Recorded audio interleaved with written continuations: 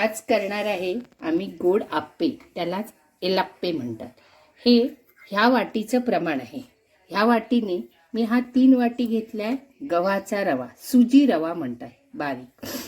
ह्या वाटीचं हे प्रमाण, ह्या वाटीनं 1 वाटी तांदळाचा रवा, 1 वाटी पोहे, 1 वाटी चणा डाळ, 3 वाटी साखर आणि दही। हे आपण माप नाहीये, दही आपण जवळजवळ 2-1 वाटी घ्यायचं आणि इसेन्स, वेलची घातलात तरी चालेल। हा गुळाचे नाही, हे साखरेचे गोड आप्पे, एल्लाप्पे। आमच्या इकडे कोकणात ह्याला येलाप्पे म्हणतात, हल्ली आता एल्लाप्पे असं म्हणतात। हा तांदळाचा रवा, हा चांगला मिक्स करायचा।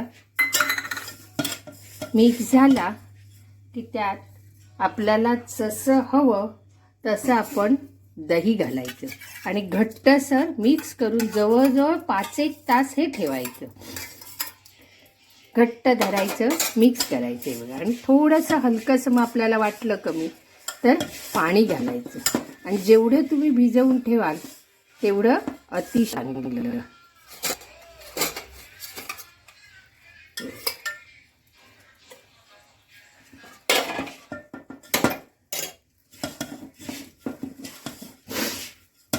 चार 5 तास भिजवून ठेवलं की मस्त होतं। आणि चणा डाळ आहे नाही, ही भिजवून पाण्यात ठेवायची आणि पोहे सुद्धा ठेवायचे आणि 5-1 तासाने मग ते वाटायचं। चणा डाळ सगळं ह्यात मिक्स करायचं आणि आप्पे करायला सुरुवात करायची। हा, हवं असल्यास तुम्ही खोबरं जरासं वाटून घातलं तरी चालतं, कारण कोकणातल्या लोकांना कोणत्याही गोष्टीत खोबरं पाणी घालायचं। हे बघा, हे जरासं पाणी घालायचं, कारण सगळ्याच दहीला घालतं असं नाही आहे। थोडं मावेल असं आपल्याला वाटलं असं आणि घालायचं, पण घट्ट असं ठेवायचं, म्हणजे आपण चपातीचं पीठ कसं करतो त्याप्रमाणे हे ठेवायचे।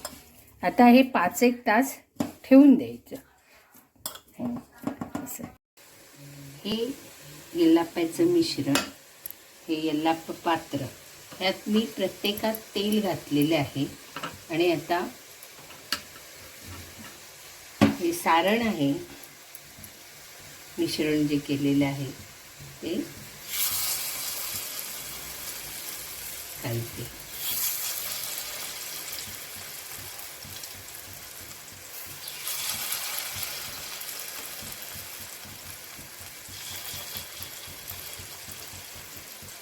अगोदर ना गुळाचे करायचे सगळे मिक्स। आता हे वेगवेगळे प्रकार झालेले आहेत, पण जे अगोदर असायचं ते गुळाचं, आणि गुळात एक वेगळं चव असते। हे साखरेचे आहे।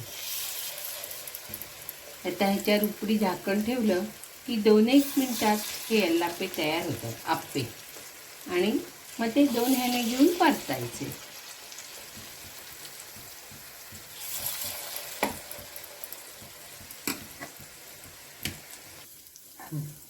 आता हे होत आले, आता आपण एक परतून बघूया झालाय का। हा बघा, हा असा कलर त्याला आला पाहिजे, थोडासा असा लालूस दिसला की तो छान झाला। आणि मग हे हळूहळू 2-2 चमच्यांनी सगळे आपण एका वेळी परतून घेऊ। आता हे सगळा हा असा कलर आल्यावर आपण एक एक काढून बघू।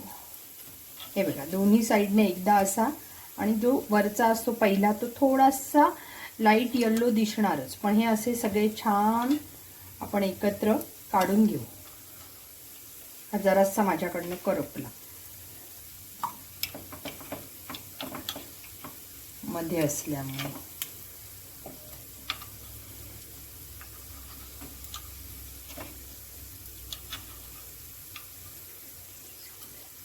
किती छान दिसत आहेत बघा, हे मस्त।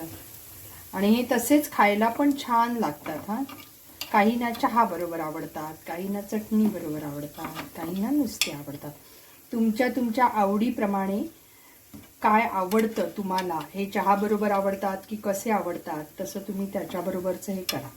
आमच्याकडे थोडीशी हिरवी चटणी असते आणि त्याच्याबरोबर आम्ही खातो। बघा, एकदा तुम्ही करून बघा, असे तुम्हाला आवडणार आणि कसे वाटतात ते सांगा आणि माझ्या चॅनेलला लाईक आणि सबस्क्राईब करा. थँक्यू. आता तू चमच्याने